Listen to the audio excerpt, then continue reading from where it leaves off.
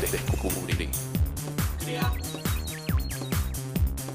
Aprender. Participar. Televisión más internet. www.encuentro.com.ar.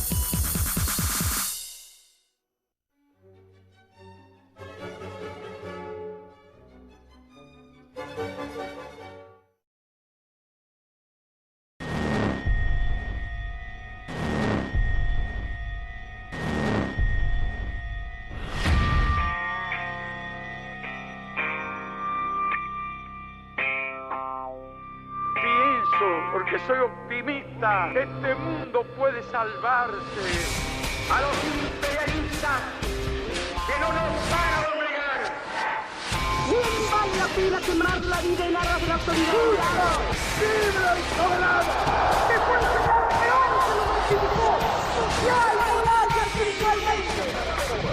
Es decir, fracasó el modelo neoliberal. ¡Ahora el rumbo! ¡Es el rumbo de la patria!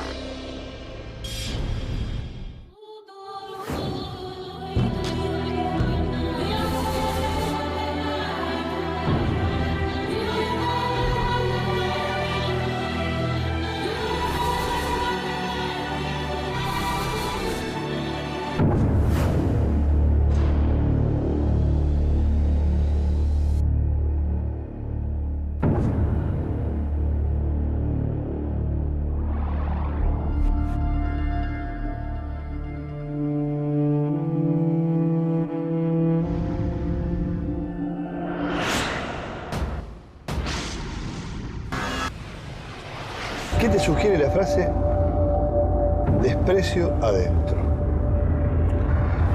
Desprecio adentro, tal. Mira, yo te respondo con algunos ejemplos en mi país, en Bolivia, ejemplos que he visto en Latinoamérica. Desprecio adentro, por ejemplo, es tener un presidente que habla con un acento más gringo que latino, que gobierna 4 años el país, que es ministro durante otros 4 años, que finalmente sale huyendo de Bolivia y nunca a lo largo de todo ese tiempo deja de lado el acento al inglés, el acento al yanqui, el acento al gringo. Sánchez de Lozada, tú recuerdas, un presidente boliviano donde tienes 36 pueblos originarios, donde en la última Asamblea Constituyente hemos tenido que instalar un sistema de traducción simultánea en aymara, en quechua, en guaraní y en castellano, para entendernos, para que los bolivianos que están definiendo la refundación de Bolivia se entiendan, se comuniquen. Tener un presidente que tenga ese acento es un desprecio hacia adentro. Tengo imágenes en las calles de La Paz donde ves a señores, y no hace muchos años, con el bastón en mano, apartando a los aymaras para que no se crucen en su camino. La arquitectura de los departamentos en La Paz está diseñada para que la servidumbre, normalmente indígena, normalmente aymara, viva en la dimensión de un ropero sin ventanas, por supuesto sin aire y eventualmente sin un cajón donde poner la ropa. Nunca comen con los patrones. Tienen que aprender a comunicarse en castellano, aunque su lengua originaria sea otra.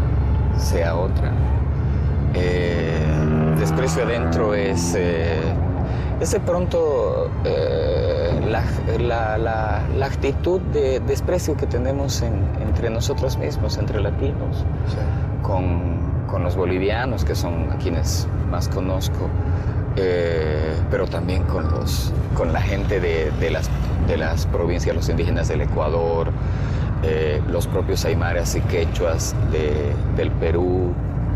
Todo ese proceso que ha ido arrasando con esos pueblos originarios son las cosas que a mí me dicen que nos estamos destrozando el alma, ¿no? Por dentro. Me da la impresión. Ahora, ¿esto qué es? Porque es la acción externa una educación, una pedagogía de opresión, como diría Freire? ¿Qué es? Porque en realidad... Creo que es una insistencia de... Creo que nunca hemos dejado de colonizarnos o de intentar colonizarnos, ¿cierto? En la fundación de Bolivia, en 1825, no había un solo indígena. Todos eran criollos, terratenientes, por definición, que fundaron un país, lo dividieron del Perú, distribuyeron el territorio de una manera arbitraria. Pero a partir de ese momento, desde Bolivia, comienza a generarse una suerte de neocolonialismo, ¿no? De seguir insistiendo y machacando con que el indígena siempre es servidumbre, el indígena no tiene en ninguno de los casos la posibilidad de desarrollarse, el ingreso. Mira una anécdota. La esposa de uno de los últimos vicepresidentes que tuvimos en Bolivia era una cholita, una mujer de pollera, ¿sí? Es invitada a una recepción por alguna embajada en un hotel 5 estrellas en el centro de La Paz y no la dejan entrar.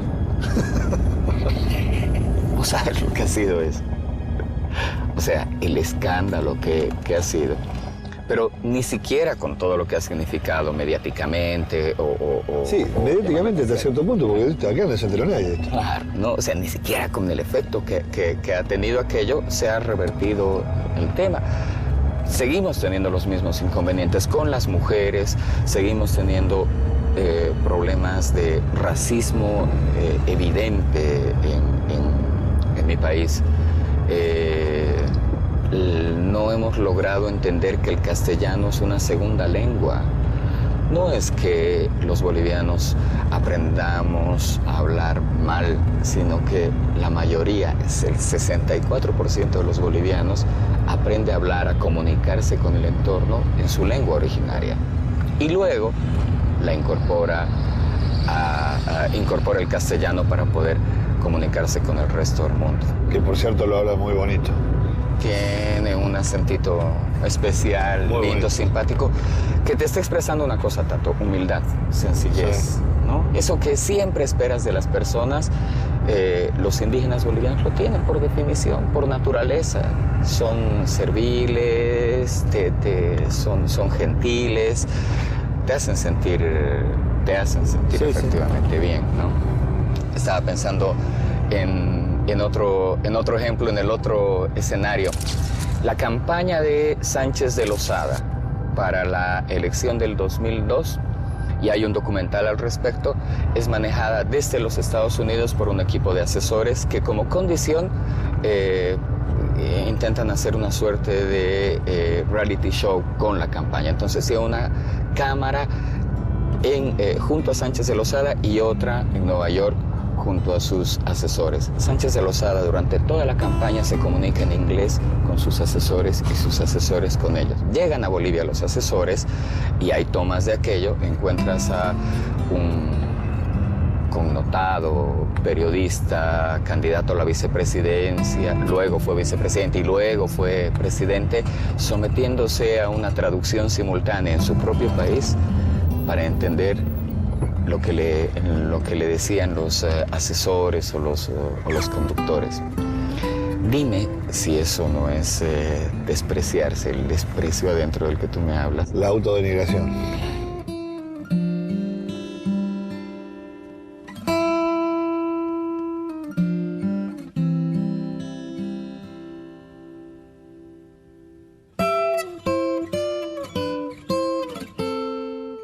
No se puede querer a lo que no se mira, a lo que no se ve. Hay tanta calidez en nuestra gente y sin embargo estamos manchados por la enfermedad del desprecio. Encontrarse en los gestos. Hay que encontrarse en la historia, en las luchas comunes. Hay que tener el valor de encontrarnos y de encontrar el verdadero valor.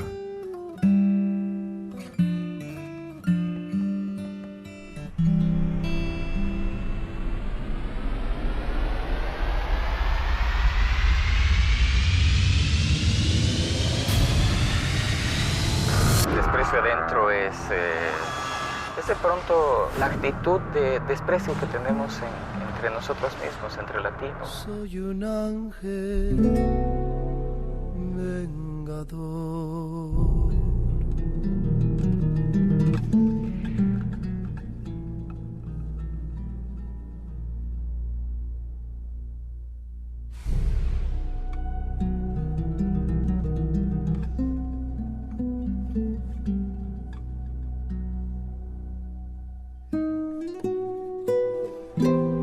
A uno los maldigo.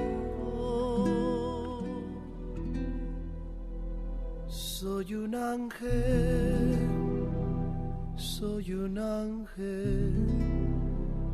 vengador.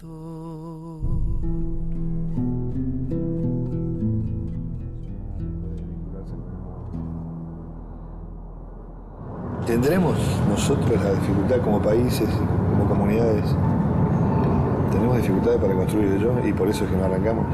En América Latina se basaron en la idea de culpa, en la idea de imposibilidad de crecimiento sobre la base de una maldición que cruzaba toda la experiencia colectiva de estos pueblos, que era, en un caso, la falta de articulación entre los distintos sectores sociales y étnicos, en otro caso, según las interpretaciones, por el hecho de que la mixtura daba pueblos empobrecidos en su energía. Por ejemplo, esa es la tesis de Mariátegui, la tesis de Euclides da Cunha, brasilero también, o sea que la mezcla racial no parecía conveniente. Sarmiento mantiene esa idea hasta un nivel de injusticia ya escandaloso en conflictos y armonías de razas en América, así como en otras perspectivas, la idea de mancomunión, la famosa idea del crisol de razas, que fue una ideología oficial argentina, suponía que de distintos afluentes culturales se iba a integrar un hombre común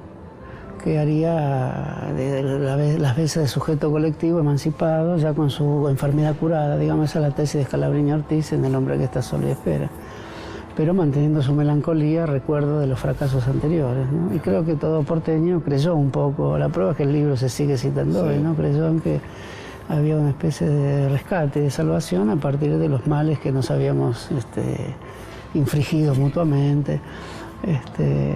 En el caso de Lugones, que hay que mencionarlo, hay una fuerte suspicacia y rechazo a la vertiente indígena de la cultura latinoamericana. En el caso de Mariátegui hay un rechazo a la influencia de la cultura negra en la cultura peruana, o sea de izquierda, o sean conservadores o de derecha, los pensamientos sobre quiénes eran los protagonistas, los creadores de ese yo colectivo, y qué partes provenientes de la historia de la humanidad, de las grandes razas, de los grandes pensamientos, de las grandes culturas, debían aportar a esa construcción del yo colectivo. Fue el gran debate en América Latina y lo sigue siendo.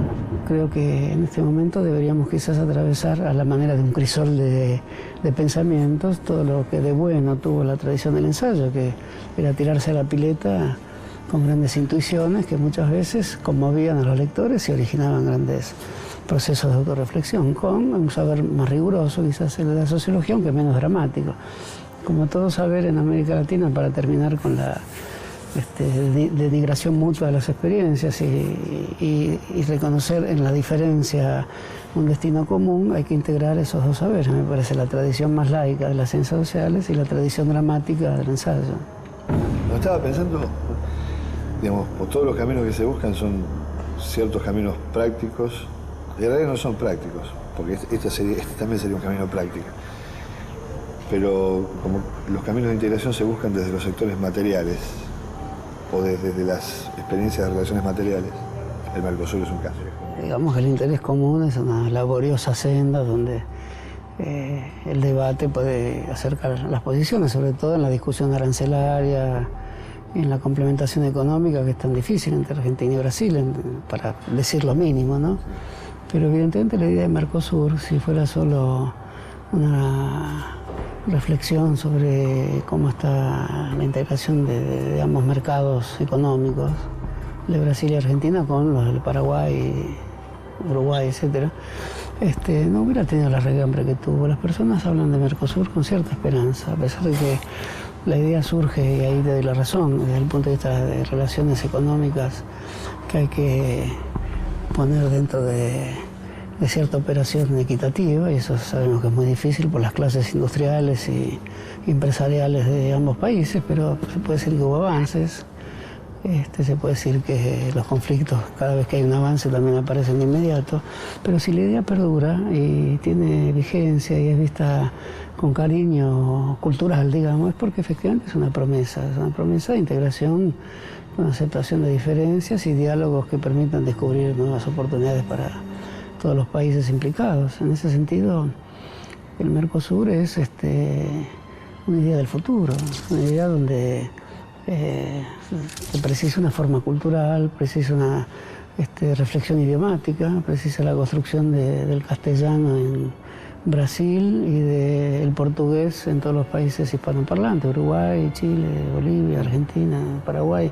Se supone una reflexión sobre el guaraní, sobre el subsuelo lingüístico en el cual estamos asentados, que es el subsuelo de las etnias primitivas, que perdura en muchos lados en el habla específica, pero también en inflexiones, en entonaciones. Entonces, en ese sentido, te diría que el Mercosur tiene que ser una entonación cultural también, además de un pensamiento económico sobre cómo exportar semillas o automóviles, ¿no? Y cómo hacer que los países, nuestros países, no entren en una suerte de reproducción de lo que en el siglo XIX eran los países industrializados y los proveedores de materias primas. Eso también es una gran discusión y por lo tanto el Mercosur está en la historia. Si está en la historia, tiene una dimensión cultural inevitable. El desprecio metido por la palabra, por el látigo, por el libro, por la escuela. Y sin embargo, las ganas de decir, de defenderse, de escribir, de pensarse.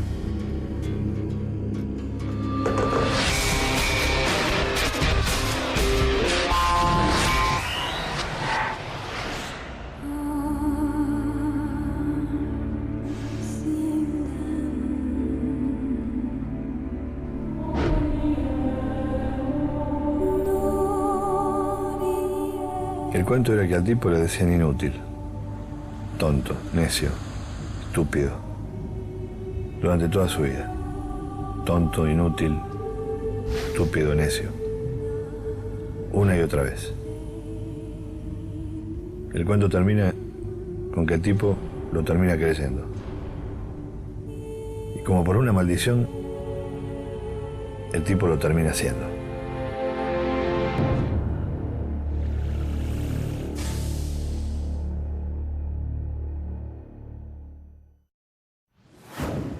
A mí lo que más me demuele es que yo todavía percibo esa cosa de autodenigración, de desprecio, de... Bueno, pues ese es un rol que viene pegado, digamos. Eso viene con Sarmiento, el racismo de Sarmiento, de Mitre, contra los negros de mierda. Hace pocos años la clase media alta de Perú hablaba de los cholos como si fueran animalitos y decían, y son como animalitos, se reproducen sin tener las condiciones para cuidar a los hijos, entonces después lo tienen todo desarrapado. Ellos consideran, digamos, hay un pensamiento. Mira, cuando yo fui a cubrir el desastre del Armero en Colombia, en aquel volcán de barro, me entrevisté con la Asociación de Productores de Televisión de Colombia, ¿no? Entonces el presidente de la asociación me dice, usted vio el desastre del Armero, usted fíjese, en Europa los volcanes son de lava, ardiente, roja, aquí de barro. Como diciendo, qué berretada, ¿viste? Los latinoamericanos son una mierda. En vez de tener volcanes con fuego, tenemos volcanes de barro. Y toda esa movida que dice, nosotros no nos podemos gobernar, porque somos inferiores. Los únicos superiores que nos deben gobernar son los anglosajones, que son los que dominaron el mundo. Bueno, problema de ellos, digamos. También nuestro, porque tenemos que bancarnos que nos maten a la gente, que nos choren el excedente. Pero es un problema de ellos. Nosotros somos gente de paz, de trabajo, somos tipos extraordinarios. Vos pensás que en Estados Unidos hay 3 ritmos folclóricos y en Argentina hay 38 ritmos folclóricos originales. Acá todo es abundancia, todo es riqueza. Acá la gente es maravillosa, tiene 2 mangos y lo comparte. tiene un cacho de pan y lo parte y lo comparte con el otro. La gente es distinta. Nosotros tenemos en Latinoamérica unos pueblos maravillosos, llenos de afecto, de música, de baile, de ternura. Yo creo que los anglosajones también son así, pero, digamos, su sistema de depredación permanente hace que no solamente quieran los bienes excedentes que nosotros producimos, sino también convencernos de que somos una mierda. Y que entonces se lo tenemos que dar a ellos, que van a hacer mejor uso que nosotros. De hecho, las corporaciones necesitan una pleiad de gerentes que vivan en countries, que vivan en barrios cerrados, que tengan mejores coches, mejores casas, que tengan muchos gastos para así estar dependientes de ellos y que establezcan una diferencia con la sociedad que responde a negocios y a orígenes más nativos, digamos. Ese universo de tipos que se crean más, que crean que la capital está en Miami y que necesiten, digamos, sentirse superiores a los demás por adherir a la lógica del imperio. Por eso los McDonald's son como sucursales de dignificación a los pobres negros para que se sientan un poco blancos, y por eso, digamos, hay distintas formas a través de la música, del control férreo del cine, del control férreo de la televisión, del control férreo de la música, de que establezcan una cierta superioridad sobre lo que se produce en el país. Pero eso nunca termina de cuajar. Es decir, ellos tienen una medida que es el día de hoy, como los alcohólicos, dicen, solo por hoy. Entonces, solo por hoy te venden eso. Y cuando termina el día ya tienen un montón de otra cosa para volverte a convencer por otro día más que ellos son superiores y que vos sos una mierda. Pero el mundo vive al revés. El mundo todo el tiempo demuestra que la gente es maravillosa, que las músicas que se hacen en los países de Latinoamérica son maravillosas, que se baila maravillosamente, que se cocina maravillosamente. Entonces todo el día la verdad de la vida de los pueblos muestra que todo es rico, sobra y es maravilloso.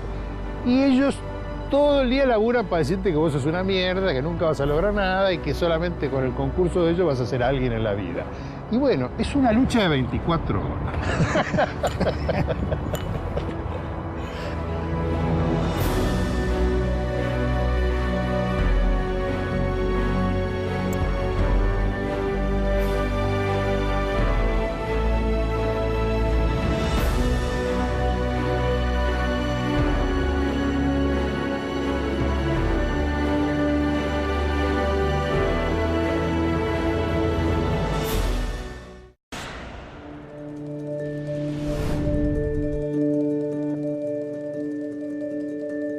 ¿Sos un artista, Jorge Marciali? A esta altura ya me parece que sí, vos sabés. Partiendo de la idea de que uno es lo que la gente dice que uno es, digamos, ¿no? Uno puede creer que es inteligente, la gente en general dice que sos tonto, sos un tonto. Si la gente dice que sos tonto, sos tonto. Si la gente dice que sos feo, sos feo. Si la gente dice que sos artista, aunque uno no quiera hacerlo. Yo no recuerdo haber trabajado para ser un artista. Sí recuerdo haber elegido una disciplina que es la que más fácil me resultaba porque es la que me inculcaron en mi casa. La música, como cualquier manifestación del arte, sí, de auténtica raíz argentina o latinoamericana, sí, es lo suficientemente bienvenida en el mundo del consumo de la cultura. Circunscribámonos al país. Sí. En Buenos Aires no. En el resto del país bastante. Yo estoy hablando de lo que yo hago, que tiene una raíz argentina nacional, tiene tierra, tiene una provincianía en la terminología, tiene una provincianía en la rítmica. Es decir, que en el interior a mí me va muy bien porque hablo de cosas que la gente entiende y toco y rasgueo de una manera y toco temas que tienen que ver con la gente del interior. Buenos Aires es otra cosa, es otro país. Ni mejor ni peor, es otro país. No ha sido sencillo, no es sencillo, pero yo también aprendí, como empecé muy grande de esto, empecé casi a los 40 años a hacer esto como trabajo único, que bueno, si Buenos Aires no se interesa por ahora, yo me tomo un bondi, me tomo un avión y canto en Neuquén, no tengo ningún problema en Neuquén, o en Santa Rosa o en La Rioja. Y la suma de esas pequeñas cosas me da a mí, sacando las cuentas, como un lunapar y medio por año. Hay gente que labura todo el año para hacer un Luna Park. Yo laburo todo el año y hago un Luna Park y medio. Yo te voy a dar una mala noticia que vos conocés. Del 100% de la música que se difunde en ciudades como Buenos Aires, el 80% es en inglés. Del 80% de la música que se difunde en inglés, el 100% está distribuido por 4 sellos discográficos. Sí. O sea, hay sistemas de difusión en la Argentina, por ejemplo, en nuestros países. ¿El lugar tuyo cuál es?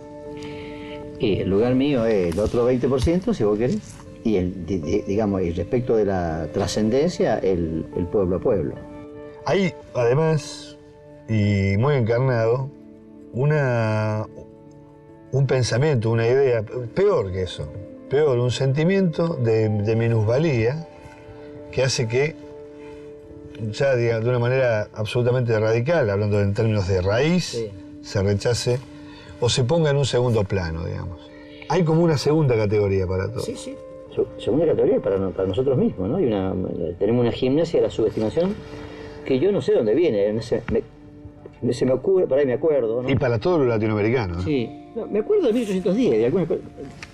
Yo no sé si se ha difundido la idea de que en 1810 nosotros no queríamos ser libres. Nosotros no queríamos ser libres, es decir, toda la movida era para seguir dependiendo de España y no de Napoleón. Yo estoy absolutamente convencido, creo, de que ese ¿cómo se llama? De ese Big Bang se llama el nacimiento, ese Big Bang argentino todavía nos influencia. No sé si nosotros tenemos ganas de ser libres. Mirá la gente cuando canta el himno. ¿Vos escuchás alguna vez a alguien con las lágrimas, con los ojos mojados y golpeándose el pecho diciendo libertad, libertad, libertad?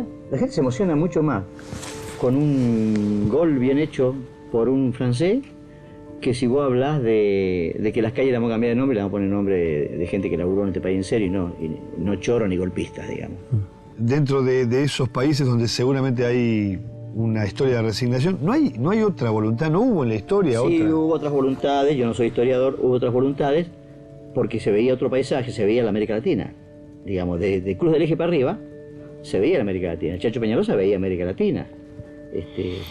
Todos los caudillos norteños veían América Latina, pero venían acá, bajaban acá y le decían a los de acá, hay un lugar que se llama América Latina que es posible, que va para el lado de Cochabamba, va para el lado, para el norte, va para el lado de Perú.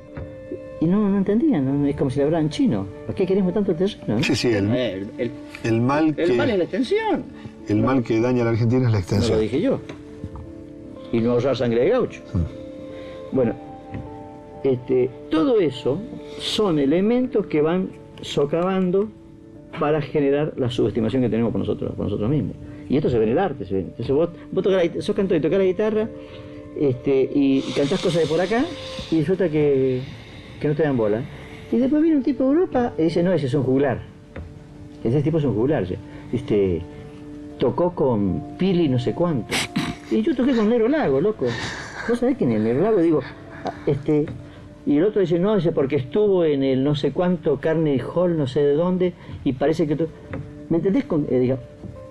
Hay todo un aparato que se dedica a potenciar ese tipo de cosas, que no significan absolutamente nada. Es como si vos me dijeran, Tato Contiza dice, no, Tato Contiza es un gran periodista y se lo conoció a Perón. ¿Y qué tiene que ver con eso? Puede haberlo conocido a Perón y no ser un gran periodista. Y puede no haberlo conocido pero ser un gran periodista. Yo no entiendo de dónde vienen esas cosas, pero los que vienen de afuera o son trovadores, o son geniales, o son juglares, o son maestros, o son... Lo acá no. Tenés una canción que es una advertencia, me gustaría irme con eso. Hacemos un cierre del bloque, pero Jorge nos va. Una donde una calle que tenía un nombre pasó a tener otra. Que así como no. Claro, es una historia que sucede cuando Perón era cangallo. Ayer cuando Perón era cangallo, había un tipo muy particular que después de copar Plaza de Mayo sacudió la modorra nacional. Era un tipo para odiarlo hasta la muerte, para quererlo a los gritos con pasión. Algunos ya lo hicieron avenida y otros no quieren tirarle ni un cordón. Este tipo que yo digo no era el viudo de una santa, no era el gil de una torranta. Este tipo era un Don Juan seduciendo multitudes al compás de una marchita que esperaba